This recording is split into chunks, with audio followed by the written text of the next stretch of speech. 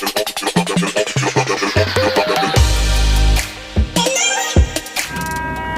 लोग चैप्टर 2 पढ़ रहे थे हिस्ट्री का, और हम लोग मौर्य काल पूरा पढ़ करके ख़त्म कर दिए थे।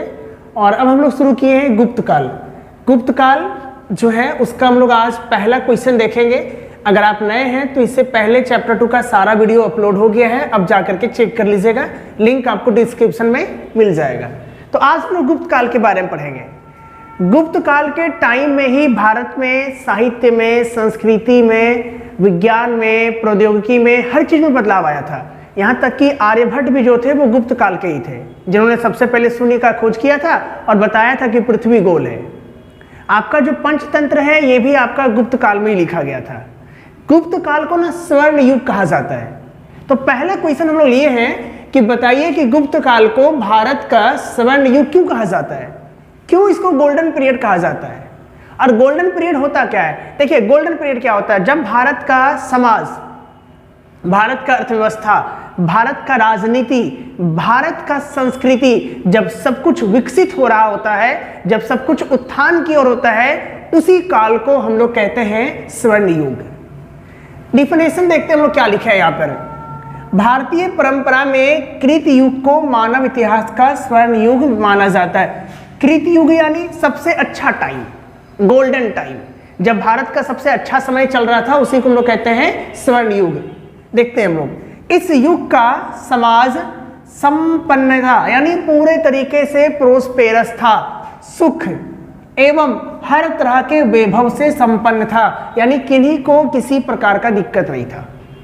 समाज बिल्कुल उत्थान की ओर था। साहित्य था, कला था, संस्कृति था, स्थापत्य था, लोगों के पास व्यापार था, कृषि था, अच्छा सैनिक था, शासक अच्छा था, सब कुछ बढ़िया था।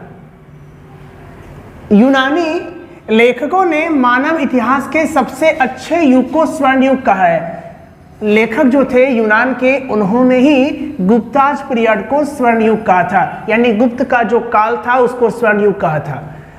जिस भी युग में मानव सर्वाधिक सामाजिक, सांस्कृतिक एवं भौतिक उन्नति करता है। देखिए, सामाजिक उन्नति मतलब समाज बहुत बढ़िया है, सांस्कृतिक यानी कल्चर, भौतिक उन्नति यानी सब लोग अमीर है, अच्छे हैं, किसी को ज़्यादा तकलीफ नहीं है, दुख नहीं है, एकदम खुशहाल शासन है, उसी काल को हम लोग क्या कहते हैं? स्वर्ण युग कहते हैं। और ऐसा भारत में सिर्फ और सिर्फ गुप्त काल में ही हुआ था। इससे पहले कभी ना हुआ है, ना इससे बाद कभी हुआ है। इसी टाइम को हम लोग कहते हैं स्वर्ण युग। अब देखिए, हम लोग दूसरा क्वेश्चन ले रहे हैं इसका, गुप्त काल का दूसरा क्वेश्चन। दूसरा क्वेश्चन है कि गुप्त प्रशासन के बारे में बताइए। प्रशासन यानी एडमिनिस्ट्रेशन, कैसे हुआ करता था गुप्त काल का पूरा प्रशासन व्यवस्था। तो देखिए, सबसे पहले हम लोग बात कर रहे हैं यहाँ पर सम्राट के बारे में। सम्राट यानी राजा। सम्राट जो था वो प्रधान न्यायाधीश भी था, यानी न्याय का जितना भी अंतिम फैसला लेगा वो कौन लेगा? सम्राट ही लेगा। ये सर्वोच्च सेनापति भी था, यानी सैनिक से जुड़ा हुआ जो भी मामला था उसका भी सबसे अंतिम फैसला कौन लेगा? सम्राट लेगा। इसके अलावा प्रयाग प्रशस्ति में हम लोग को ये पता चला है कि समुद्रगुप्त को तो कई बार देवता का भी उपाधि दे दिया गया है, यानी राजा को देवता के तुल्य माना जा रहा है। राजा को क्या माना जा रहा है? देवता के तुल्य माना जा रहा है। यानी सम्राट पूरा पावरफुल है, पूरा ताकतवर है, इसके हाथ में हर तरह का पावर है। दूसरा है अमात्य तथा मंत्री। आज क्या होता है, भारत सरकार का अलग अलग विभाग होता है, अलग अलग मंत्री होते हैं। तो उस वक्त भी ऐसे ही था, अलग अलग विभाग था, अलग अलग मंत्री होते थे। भारत का एक कैबिनेट होता है, यानी मंत्री परिषद होता है। उस वक्त भी एक मंत्री परिषद हुआ करता था। मंत्री परिषद का जो हेड होता था वो कौन होता था? संधि विग्राहक। गुप्त काल में मंत्री परिषद का हेड कौन होता था? संधि विग्राहक होता था। अभी मंत्री परिषद का हेड कौन होता है? प्रधानमंत्री होता है, सबसे हेड वही होता है। उस वक्त कौन होता था? संधि विग्राहक हुआ करता था। हरिसेन जो था ये गुप्त काल का एक अधिकारी था, ये संधि विग्राहक था गुप्त काल में, और महादंड नायक भी था। महादंड नायक मतलब दंड देने का इसको पूरा अधिकार था, और ये दंड देने के अधिकारियों में जितने भी पद थे उसमें से ये सबसे ऊंचा पद पर था। कौन? हरिसेन। ये हरिसेन के बारे में था। तो ये अभी हम लोग गुप्त प्रशासन के बारे में देख रहे थे। आगे देखते हैं कि राज्य का विभाजन कैसे होता था। अभी कैसे होता है?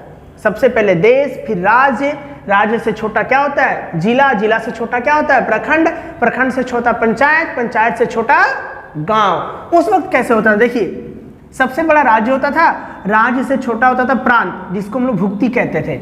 इससे छोटा होता था भोग, जिसको कमिश्नरी कहते थे। इससे छोटा हुआ करता था विषय यानी जिला। इससे छोटा होता था विधि यानी तहसील, और सबसे छोटा होता था मंडल यानी कि गांव।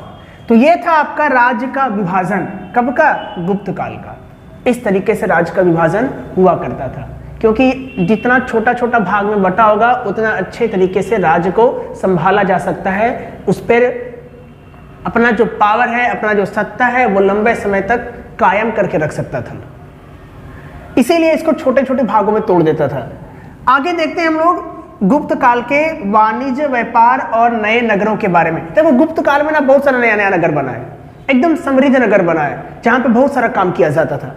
देखते हैं हम लोग गुप्त काल में जो व्यापार था वो प्रगति पर था। प्रगति यानी डेवलपमेंट, बिजनेसेस खूब होता था। और आज तो आप जानते हैं ना कि उसी कंट्री का इकोनॉमी सबसे ज्यादा हेल्दी है जिस कंट्री में बिजनेसेस ज्यादा होता है।